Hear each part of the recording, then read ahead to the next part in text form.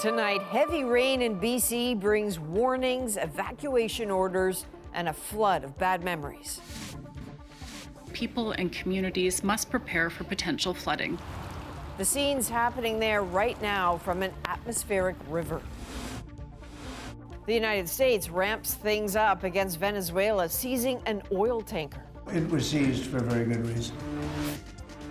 And in what he calls his last hurrah, Robert Munsch talks about the books, the kids, and his own new chapter dealing with dementia. In your brain, what does it feel like?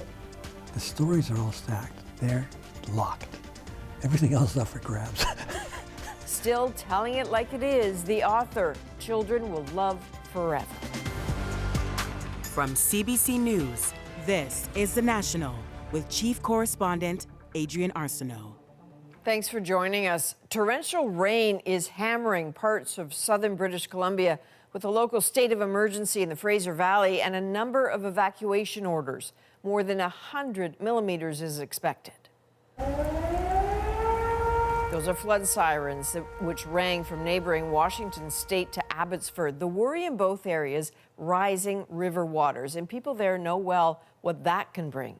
An atmospheric river in 2021 led to BC's then costliest natural disaster ever. Tanya Fletcher starts us off tonight with the warnings and the impacts already being felt. As the rain pounds down, the water levels rise. The turbulent water of the Chilliwack River threatening to spill its banks, a threat reflected on the roads right across the Fraser Valley.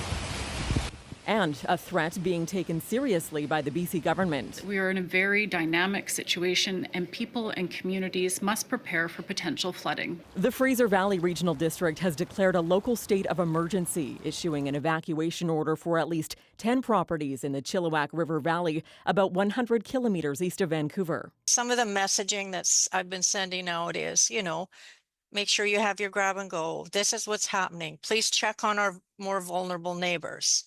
And they have experience. 4 years ago, the Fraser Valley was hit with one of Canada's largest flooding disasters. This was November 2021. The Nooksack River overflowed and breached its dike, sending floodwater straight to Abbotsford, flooding Sumas Prairie, delivering a devastating blow to many farmers, some still recovering. Now, that same river, which flows from the U.S., is what officials are watching. So we are seeing some of the weather modeling is projecting the kind of high scenario of a similar event to 2021 is not likely, but it is a possible scenario. The bullseye of this atmospheric river is just across the border.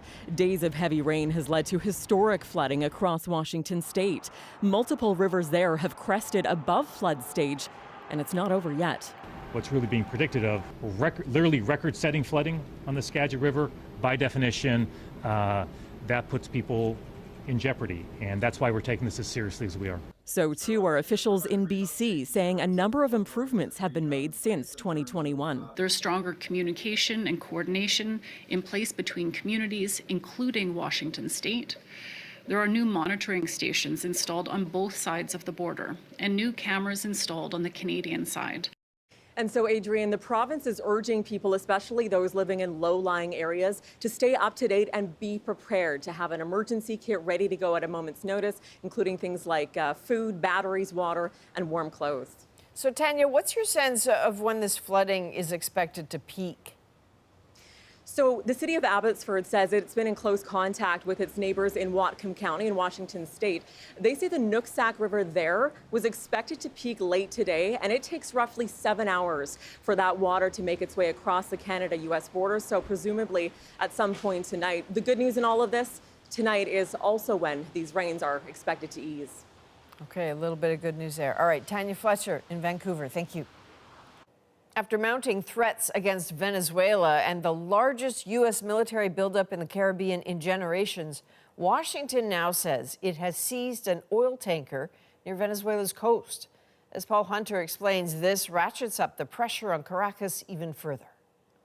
Like a scene out of a Hollywood action movie, the silent video is as dramatic as it is sobering. From U.S. helicopters, American soldiers rappelling down to an oil tanker and quickly, forcibly commandeering the ship. We've just seized A tanker, large tanker, very large. Largest one ever seized, actually. And other things are happening. The tanker was identified as a Venezuelan ship sanctioned by the U.S. for Iranian oil trading and, as the U.S. puts it, supporting foreign terrorist organizations. It was seized for a very good reason. It sharply ratchets the ever-growing tensions between the U.S. and Venezuela. Consider these fresh images of U.S. fighter jets on the ground in Puerto Rico. This flight map showing where on Tuesday U.S. fighter jets flew this close to Venezuela, circling multiple times before departing. And these images of more U.S. hardware and troops landing in Puerto Rico, just a short hop from the coast of Venezuela. All of it raising concerns a U.S. ground assault now looms ever closer. Donald Trump this week saying of Venezuelan President Nicolas Maduro, quote, his days are numbered. Maduro already calling the U.S. ship seizure imperial aggression, though to Venezuelans, Maduro had this message. Don't worry, be happy. In Washington, Democrats now wonder aloud, what's next? I am really worried here because I don't, who knows how far these guys are going to go. Americans are worried they're going to escalate, and get us involved in an endless war, which is nobody wants. Whatever the administration is planning for Venezuela, Donald Trump suggesting he has his eyes on Colombia as well, citing cocaine production in that country that makes its way to the U.S. Trump told reporters Colombia's president will, quote, have some big problems if he doesn't wise up or he'll be next. Trump adding, I hope he's listening. And a surprise also tonight, Paul, from Venezuela's opposition leader. Yes, Maria Corina Machado, banned by Maduro from leaving the country since 2014, today defying Maduro by showing up somehow in Norway, where she'd just been awarded the Nobel Peace Prize for pushback against the Maduro regime. She's been a supporter of U.S. pressure against Maduro, saying it's the only way to force him to understand it's time to go, Adrienne. Interesting. All right, that's Paul Hunter in Washington. A top Trump trade official echoed comments the U.S. president has made in recent days about the trade deal known as CUSMA. The administration could scrap it. Katie Simpson now on why this may be a threat or simply an opening gambit in negotiations. The future of North American trade is in question as the U.S. muses about leaving CUSMA. Donald Trump's team floating the idea of new separate trade deals with Canada and Mexico. Our economic relationship with Canada is very, very different than our economic relationship with Mexico. The labor situation's different. The import-export profile is different. The rule of law is different. The top U.S. trade negotiator telling an audience in Washington he's already speaking separately with Canada and Mexico, and a wide range of options now under consideration. Could it be exited? Yeah, it could be exited. Could it be revised? Yes. Could it be renegotiated? Yes. And all of those things are on the table.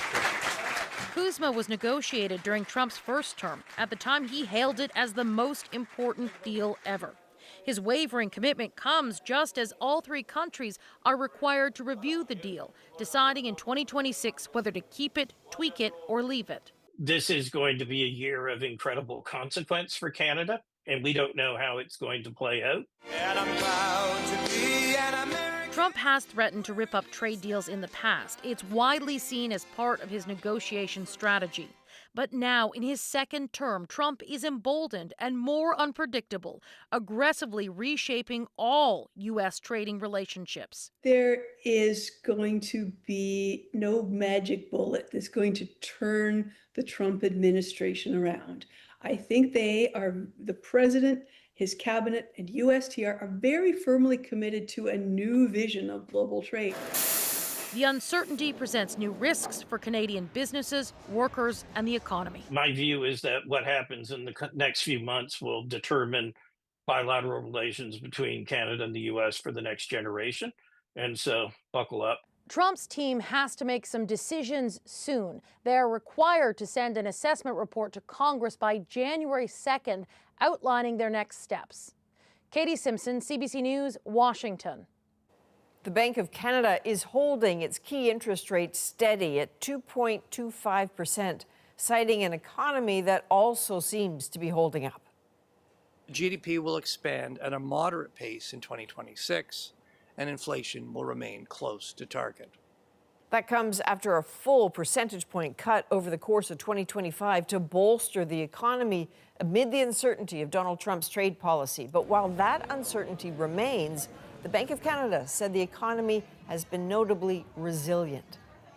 Well, Quebec's anti-corruption unit says it is investigating the provincial Liberal Party. Sarah Levitt explains this comes amid allegations that some votes in the party's leadership contest were bought and paid for. Surrounded by the clamor of reporters demanding if he can stay on as the Liberal Party leader, Pablo Rodriguez says absolutely. In the spotlight as Quebec's anti-corruption squad announces a criminal investigation into the party. We're going to collaborate, fully collaborate. And for us, it's important that we get the truth and all the truth. And if people did anything wrong, then they'll pay the price. Rumors have swirled for weeks around Rodriguez's leadership campaign last June. Last month, the Journal de Montréal revealed apparent texts between two unnamed people allegedly involved in the campaign, suggesting that some who supported Rodriguez got cash rewards. We still have to pay to get people to vote for Pablo. Elections Quebec says offering money to somebody to influence their vote in a leadership race isn't illegal. Still, Rodriguez immediately launched an external investigation. Since then, 2 Liberal MNAs have been kicked out of caucus, including one who's being investigated by an ethics committee for misuse of public funds during that same leadership campaign. What is sure is that, although we don't know all the details, the optics are very, very bad for both Pablo Rodriguez and the Liberal Party of Quebec. Something other parties are jumping on. One of my implications in politics is to fight against corruption. The Liberal Party that has a culture of corruption. The Liberal caucus is standing behind Rodriguez, but some party members have come out to say he needs to go. With just 18 seats, the Liberals are struggling to regain their once powerful position. With this investigation and an expected election next fall, many are wondering if the party can turn things around in time. Sarah Levitt, CBC News, Montreal. In Alberta, Premier Danielle Smith is the latest MLA facing a recall petition, one of 20 now from the United Conservative Party. The petition, which was approved by Elections Alberta, claims Smith doesn't live in the riding she represents and ignores her constituents.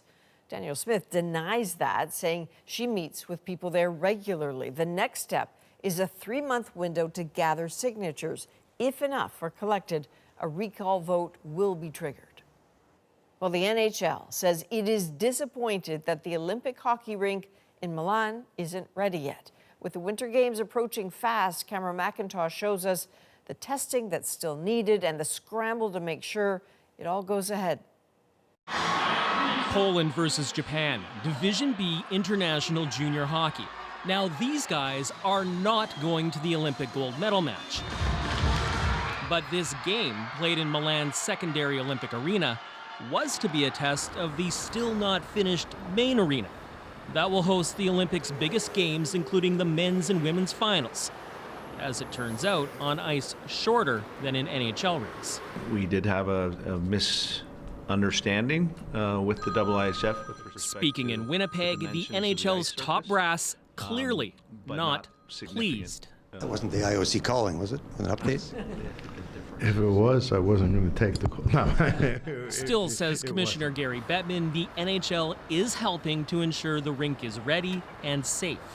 As a personal matter and observation, I continue to express disappointment that we find ourselves in this position. As shots like this cause hand-wringing in hockey circles, the IOC insists it's all going to be fine. Another test event is scheduled next month. So we're still having a test event that will replicate the conditions of the games, which is 3 matches per day, so that we really put the ice under the right level of test. The rink's dimensions do align with international standards used at the Beijing Olympics, where the NHL agreed to play but withdrew over pandemic concerns. Prospective players say dimensions came up in Team Canada's summer orientation camp. It's not in your control, so all you can do is, focus on what you can control. For the athletes, it's just be adaptable, and that's the best way to have success. What Canada can control is who will be on the Olympic men's and women's teams. Final rosters need to be in on December 31st, assuming the ice will be ready. Cameron McIntosh, CBC News, Winnipeg. Iceland will not compete in next year's Eurovision Song Contest in protest of Israel's participation.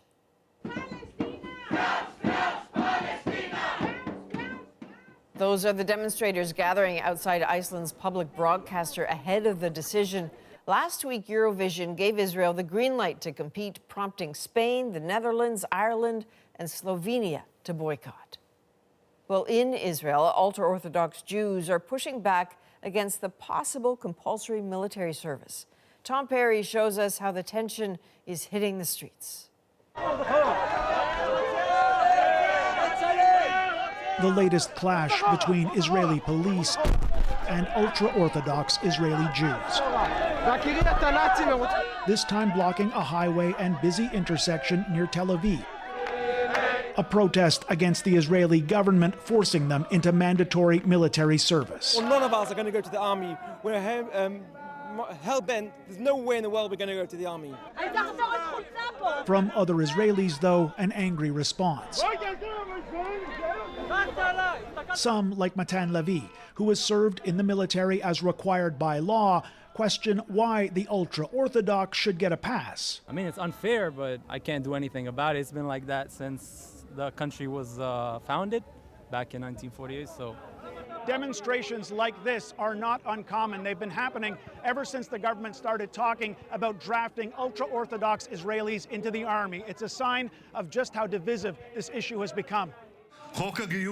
Israeli Prime Minister Benjamin Netanyahu says proposed new legislation drafted after a high court ruling last year ended the military exemption for ultra-Orthodox Jews will bring a wave of new recruits. The opposition says Netanyahu has watered down his bill to hold on to support from ultra-Orthodox political parties and stay in power.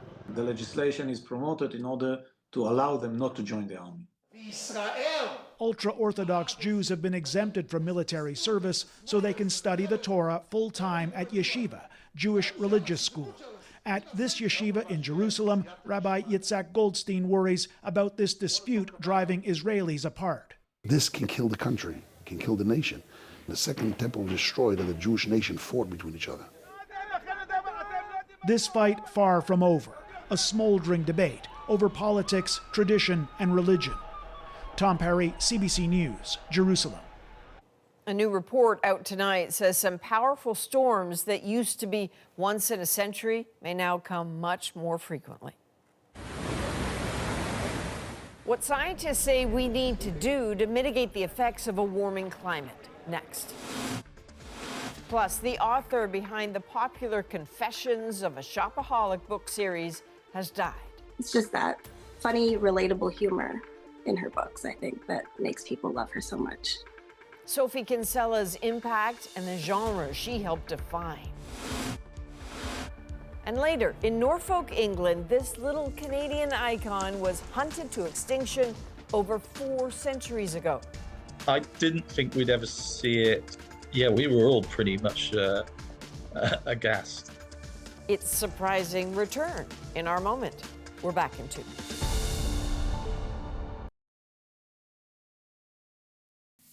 Chops, I swear. Oh my goodness. Oh my goodness. Well, that is real, and it's an incredible emergency landing caught on camera. A small plane landing on a Florida highway on top of a vehicle. The driver suffered minor injuries. Remarkably, the 2 people aboard the plane were unharmed. Well, catastrophic storms like the recent ones to hit Southeast Asia could soon get worse, according to a new analysis. International climate correspondent Susan Ormiston shows us why. The devastation was the worst in a lifetime for many people across a wide swath of Sri Lanka, Indonesia, and Thailand. It rained nonstop for 3 days. We heard the warnings of flooding, she said, but we didn't expect the water to go this high. That was one deadly problem. The storms were slow-moving. Torrential rain lingered for days, triggering landslides. And the total amount of rain was unprecedented, influenced by a warming climate.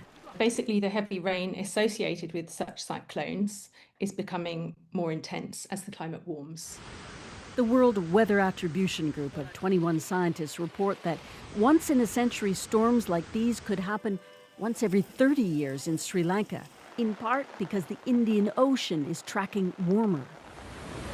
Flooding, expected during monsoon seasons, up to a meter, rose far beyond historical levels. In some areas, it was exceeding 14 to 15 feet over the land mass. So even reaching the second floor could not save sometimes the affected people. And they were vulnerable because intense deforestation means hillsides can't hold increased water. And floodplains are now urban centers.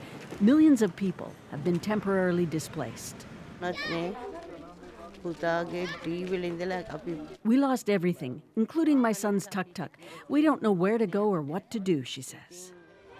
The takeaway forecasts, say the scientists, is countries have to expect and adapt to more frequent and more intense rains as global temperatures rise. As we continue to burn fossil fuels, then the trend will continue.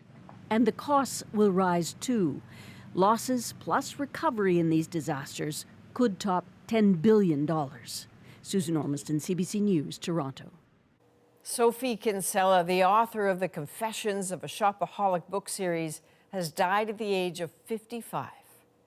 Messy, imperfect. She gave women permission through her books to be those people. How she's being remembered.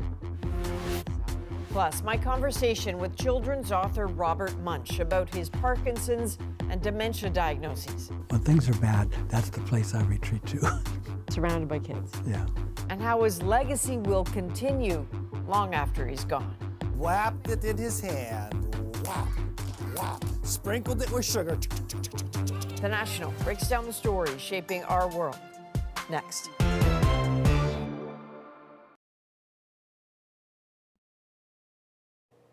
British author Sophie Kinsella has died at the age of 55. Best known for her Shopaholic novels, her work reached millions of readers and helped define the modern rom-com. Magda Gabrisalasa looks at her life and her impact. Declined. Can you try again? Her best-selling novels flew off shelves and lit up the big screen. Poochie Boots! I saw him first. Give him to me! Best known for her Confessions of a Shopaholic series, British author Sophie Kinsella was always brewing up romantic comedies. I sit at home, I drink my coffee, I make up my stories. Her real name was Madeline Sophie Wickham. Once a financial journalist, fiction became her true calling. Her books sold more than 50 million copies around the world and were translated into more than 40 languages.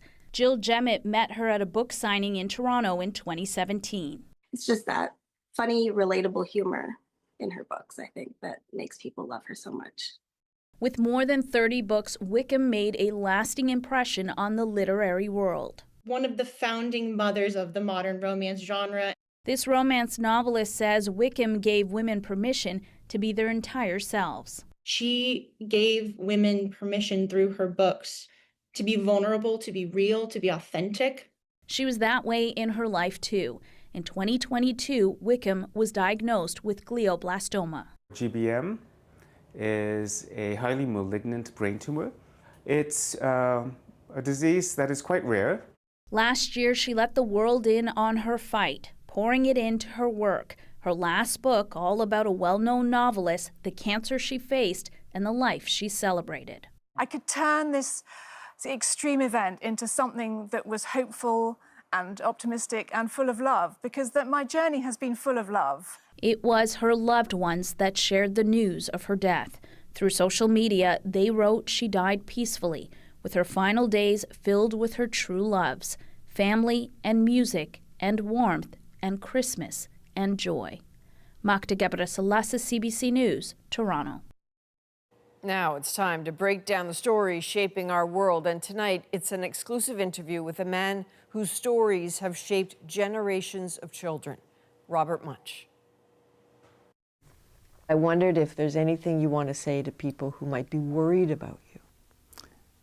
Don't worry, I'll be okay. It ran all around the house. I think you feed your underwear to the dog.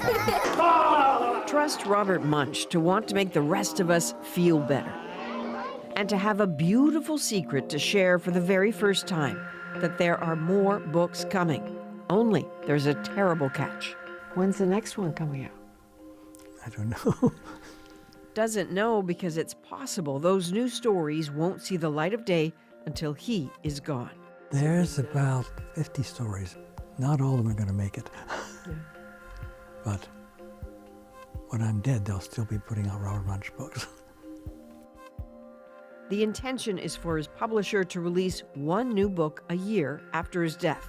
That means possibly a half-century more Munsch. Imagine that. A large dragon flew up. It took an enormous... The best-selling Canadian children's author has sold 90 million books in North America alone. Has mesmerized generations of kids with stories like Mortimer and the Paper Bag Princess. And it carried off Prince Ronald for dinner. He has a Juno Award and the Order of Canada. Robert Munsch! Robert Munsch! Robert! A man who's never been afraid to say the awkward things out loud. If the mom didn't shave her legs, she'd look like a gorilla! And he's saying the tough stuff about himself out loud, too. He has dementia and Parkinson's disease, and a while ago made a decision. Robert Munsch, the beloved children's author, has been approved now for medical assistance in dying. The 80-year-old Guelph resident revealed in 2021 that he had dementia. At my stage, there's not a lot you can do in terms of... That's not right now, though. Right now, Robert Munsch is fighting to be here with all he has. When you want to say something, nothing happens. And suggesting this is his very last interview. This is really my last hurrah. And so a conversation in his basement office, in the midst of his books, letters and pictures from kids. It's all a temple to childhood. People say, "How are you doing?" I say, "Fine." Mm-hmm. I'm not fine. You're not fine. What does not fine really mean for you? Well, I fall down. I forget words. I can't open anything. There's all these little things that you take for granted, you know, like opening a bottle. I use a wrench to open a bottle. Yeah, smart. Where there's a will, you find a way. Yeah. Would you say you're happy right now? Yeah.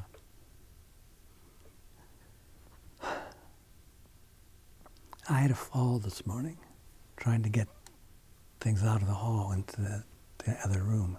My watch went crazy, and my and I don't like that. I'm sorry you had that. Is it frightening when that happens? Yeah. Okay, we're doing a Sunday Costco run. Who's here?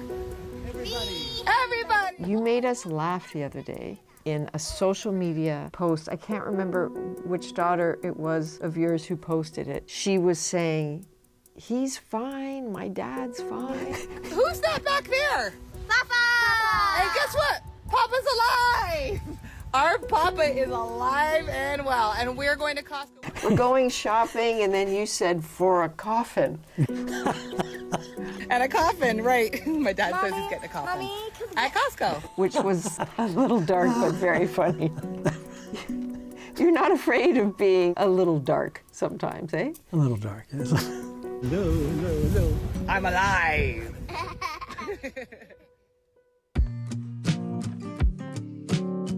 The man who can do 20 faces in 20 pictures, his wife Anne says lovingly. Those wild expressions, all part of how he has told and finessed his stories over decades. Ta-da! What's it like to know you can make kids laugh the way you do? What does that feel like? Well, when I tell a story, when the kids laugh, it means they're involved. Mm-hmm. They like it. If they don't laugh, I'm worried. I bet. Can I play you something? Sure. This is how I always have you in my mind, I think how we all do. They put him in This is my favorite. The snowsuit had 10 pieces of Velcro, 5 buckles, 5 snaps, and 17 laces. Took them half an hour to get him into the snowsuit. He walks out back, he throws the snowball, then he says, "I have to go pee." Do the kids always laugh when you talk about pee? Yes. And same with the fart monster? Yeah. They know that pee and fart are, in a sense, naughty words. That makes it especially funny when I use them. I'm an adult. An adult is not supposed to say, "I have to go pee." I understand that you used to travel and stay with kids and their families. Why was that important to you? I was running out of money, and I found out families are full of stories. Right. They're just dripping with them. And I never made up a story in a Holiday Inn.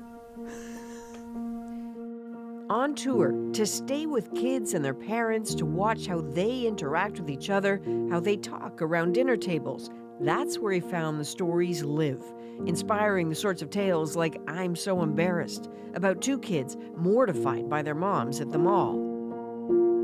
Andrew and Taylor J. This Andrew and this Taylor J. Hi, Robert. My name is Andrew Livingston. I was part of the inspiration for the book I'm So Embarrassed. I still remember the first time we met. My mom was so thrilled she rushed right up to you and gave you the biggest hug. And there I was, embarrassed in that moment. That memory sparked the inspiration for this story, and it still makes me smile today. Hi, Robert. My name is Taylor J. Gordon. I was 11 when you stayed with my family while you were visiting my school, and I thought, what a once-in-a-lifetime opportunity to meet the Robert Munsch. The impact that you had on my life cannot be overstated because I get to tell stories for a living now, and I get to trace it all back to you. So I am thankful every single day that I got to be in your orbit. How nice is that to know that you made a difference for these people? How important was it for you to workshop the stories with them? Did your stories change constantly depending on how the kids reacted? No, they pretty much kept the original version. But I've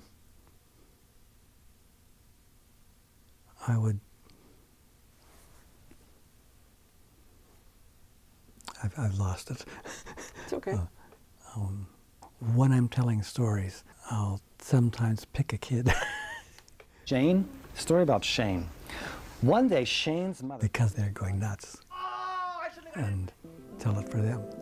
Of all his stories, there's one he's likely best known for. Love you forever. When we come back, the lasting love for Love You Forever. And the hardest of calls. He's chosen medical assistance in dying, but how do you know when it's time to go? People always say, you'll live forever. Well, nobody lives forever. You're not afraid, are you?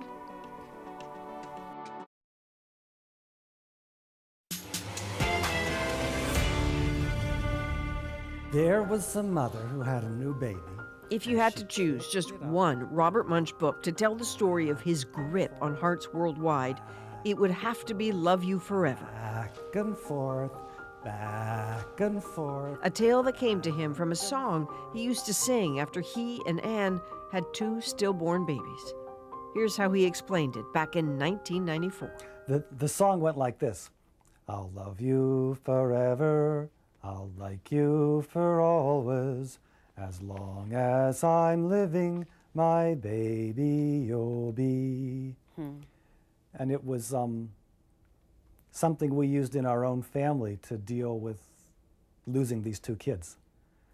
And it gradually grew and grew, and it surely did, the book eventually topping the New York Times children's bestseller list. My publisher sent me a fax of the list in the New York Times, and I gave this big scream down in the basement at my fax machine. Everybody thought I had a heart attack down here or something. To see this at the top of the bestseller list, do you remember what that day was like? Good Night Moon had been on the best for years and years, and this book they never heard of popped up. And that was very, very satisfying to me. I bet. This story about a mother who dearly loves and carries her child only to grow old until it's her son cradling her just cemented itself in the culture. My favorite of that is Love You Forever. Isn't that a sweetest story? They're all great. Yeah. Sold 38 million copies worldwide, still sells. Love You Forever by Robert Munsch. Check out this episode of Friends. I'll love you forever. I'll like you for always. As long as I'm living, my baby you'll be. Wow! That was amazing. I was not ready for this today. When I told it, the kids would be laughing and the grown-ups would be crying. And that made it special. All his books still sell around the world, translated into 50 languages, some made into tiny tales perfect for little kids to hold on to. They're all stacked in the basement. These little books? Yes. His wife Anne says that whenever they go shopping, he puts a bunch of them in his pocket. He likes to give one of these to the parent and say, would you like a book? And usually they say, oh, yes, that's very nice, thank you. And they look at it, oh, no, it's a Robert Munsch book. And then they look at him, and he's much older than the picture now. And they say, oh, you're Robert Munsch. Hard to imagine a better friend and partner for Robert Munsch than Anne. What the rest of the world has always loved about him, his outspokenness, has sometimes been a bit bracing at home. Consider this moment from a 2008 interview. I'm kind of a mix of obsessive-compulsive, manic-depressive, para-schizophrenic. My shrink says I got all sorts of stuff. He went further over a decade ago, talking about an alcohol and cocaine addiction. He spoke to Global News about it then. When I was drinking, I would sometimes drink too much and do stupid things. And one of the stupid things I did was use cocaine. That was awkward for me. I was less ready to be open about that. Yeah. It was a surprise. It was not a plan. That openness and willingness to be who you are is something Bob's always been good at. The most recent reveal was the stark one in the New York Times in September, that he had indeed been approved for medical assistance in dying. Both of us feel that that's a choice that is valid and legitimate, and he's decided that's what he wants to do when the time comes. And fortunately for both of us, maybe especially me, that's a long ways away. And one day at a time is a really good slogan. 53 years of marriage. One of both love and friendship. What's the best part of this life you two have? Oh, that we still like each other.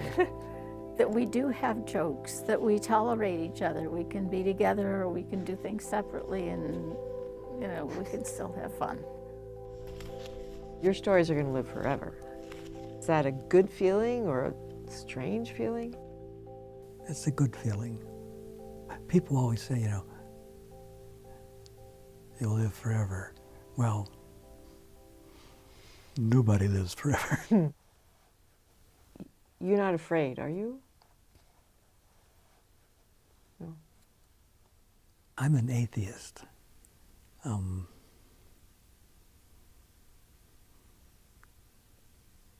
So there's nothing to be afraid of. Right.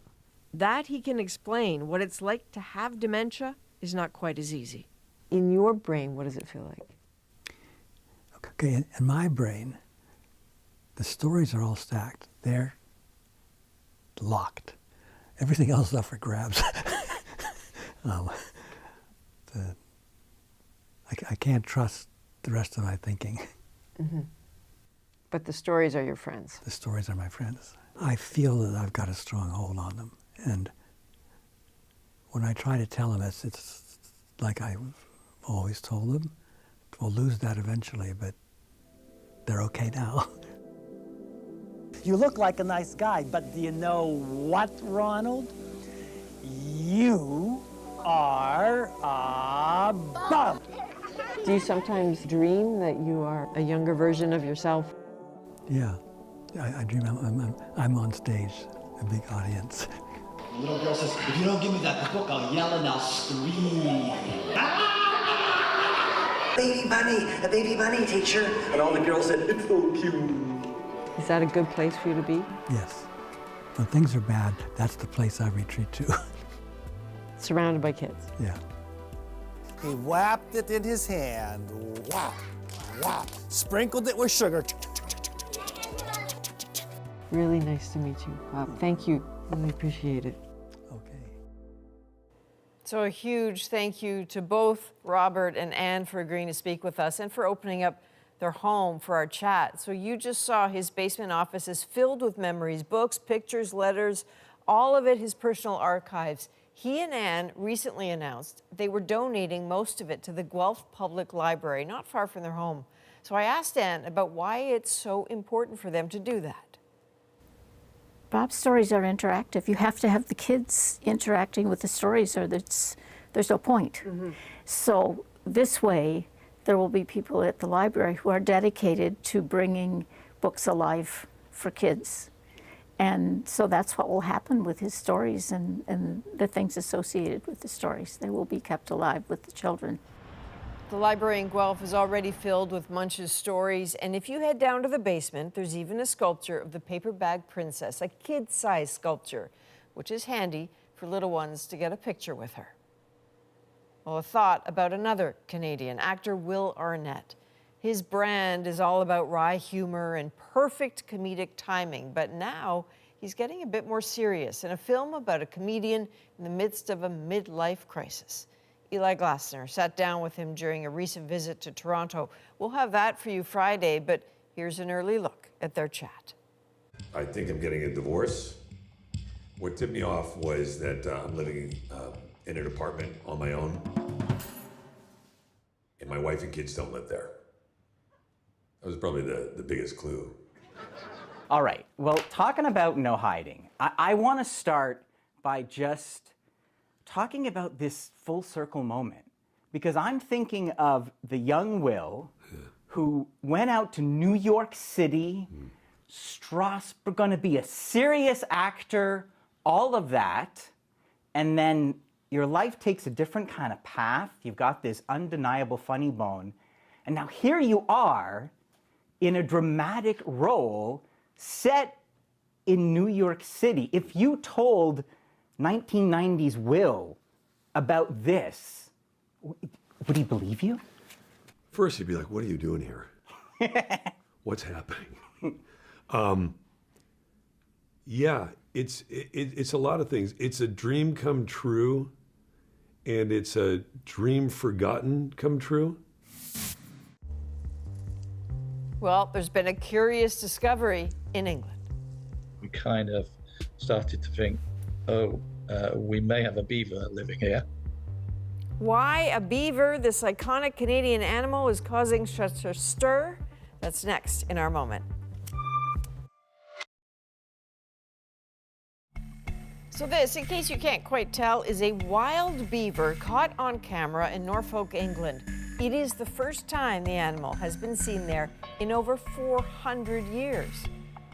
So that's when beavers went extinct in England, hunted to extinction. That was during the fur trade. So centuries later, this sighting has stunned a team of nature reservists, and of course, it's our moment. I didn't think we'd ever see it. One of my volunteers called us over and said, what made this sort of damage to the tree? We kind of started to think, we may have a beaver living here. All the signs said this is a beaver. We were all pretty much aghast. Beavers are not wild on this system, river system. It's the first one in Norfolk. In Britain, we hunted beaver to extinction about 500, 400 years ago. For the fur trade, we actually removed them from the country altogether. Where it came from, it's hard to speculate. It certainly hasn't been born in the wild as far as we're concerned, but it is absolutely behaving like a wild animal. This was a bit of a shocker. Still pretty much disbelief. We now can do something and hopefully help this animal. So extinct or hiding? I mean, it's maybe a little hard to tell. Richard thinks maybe it escaped captivity. Maybe somebody illegally released it into the wild. Maybe it was just lurking and nobody noticed it. But good on it. From all of us at The National, thank you for being with us. I'm Adrienne Arsenault. Take care.